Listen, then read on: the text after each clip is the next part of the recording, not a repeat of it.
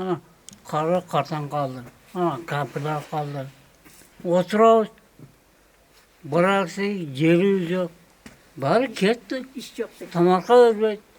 Gelip talarsa tamarka örmek. Ona eldi tığız jaygaştırıp karmap kalış üçün.